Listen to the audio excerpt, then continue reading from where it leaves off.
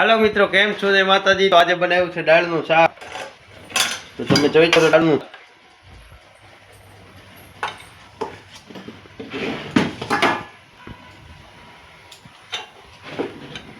દાળનું શાક બનાવ્યું છે।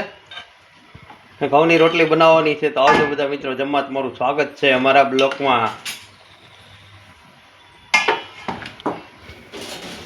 ને રોટલી બનાવવાની બાકી છે, તો રોટલીની શરૂઆત થાય છે ધીમે ધીમે।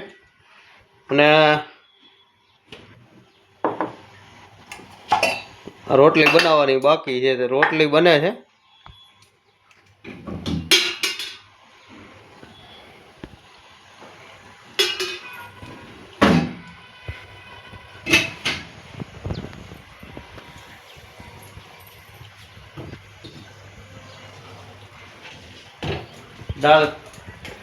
દાળનું શાક બને છે અને રોટલી બનાવવાની બાકી છે, તો તેનો લોટ બાંધવાનું ચાલુ છે। લોટ બંધાઈ જાય એટલે આપણે પછી રોટલી બનાવવાની છે।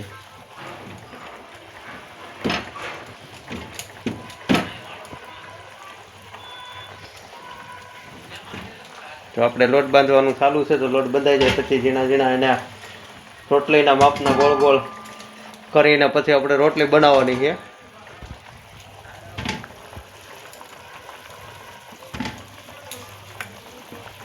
તો હવે આપણે રોટલી બનાવી અને દાળનું શાક બને છે। તો અમારા એન્જલબેન આવ્યા છે।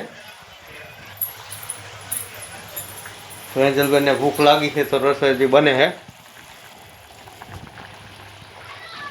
ને દાળ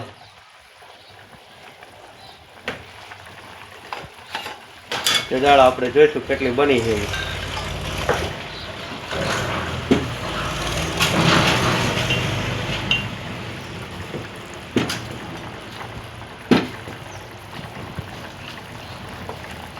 રોટલી બનાવવાનું ચાલુ છે।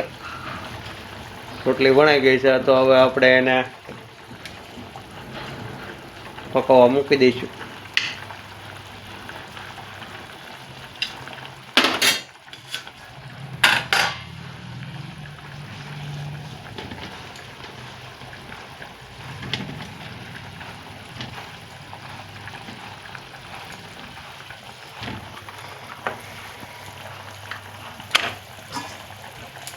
આપણે રોટલી પકાવવા મૂકી દીધી છે અને બીજી રોટલી લઈને આપણે વણવાનું ચાલુ કરી દઈએ।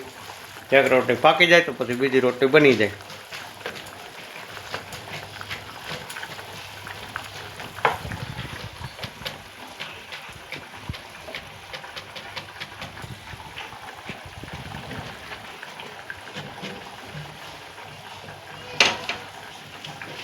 એક બાજુ રોટલી સડી ગઈ છે, તો આપણે ફેરવી રોટલી વણવાનું ચાલુ છે।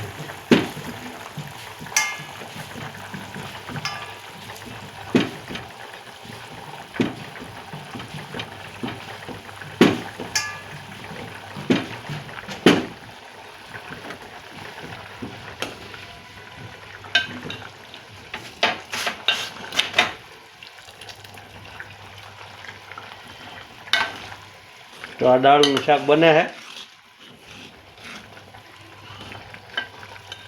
દાળનું શાક બનાવ્યું છે અને રોટલી એક રોટલી પાકી ગઈ છે અને બીજી રોટલી વણેલી તૈયાર છે। તો આ રોટલી સડી નીકળી જાય એટલે આપણે બીજી રોટલી નાખી દેવાની છે।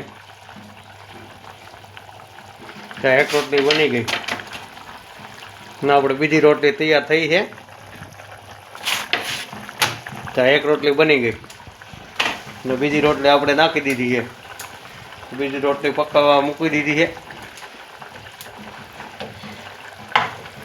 અને આ શાક છે, જમવામાં શાક લેવાની છે